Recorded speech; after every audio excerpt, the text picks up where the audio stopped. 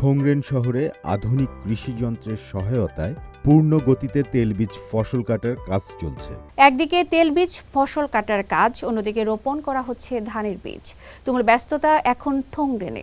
দক্ষিণ পশ্চিম চীনের কুইচু প্রদেশের এ শহরে এখন কৃষিকাজের ধুম। বিশেষ করে তেলবীজ আবাদের কর্মযজ্ঞের পরিধি কিন্তু যেন তেন বিষয় নয়। জেনে আসি প্রতিবেদনে।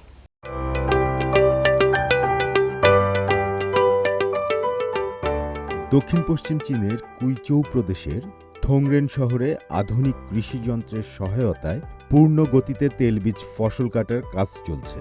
একই সঙ্গে ধান রোপণও হচ্ছে সমান তালে।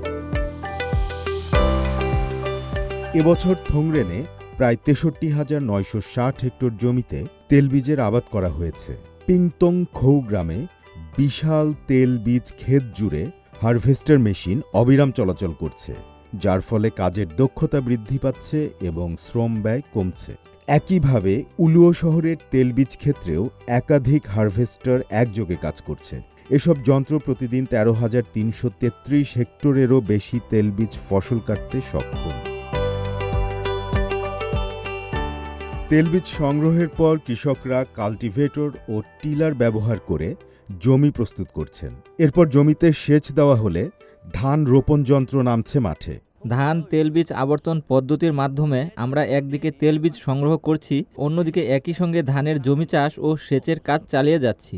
ইতোমধ্যে প্রায় ২০ হেক্টর জমিতে ধান রোপণ সম্পন্ন হয়েছে এবং জুনের শুরুর দিকের মধ্যেই সব রোপণ কাজ শেষ করার আশা করছি।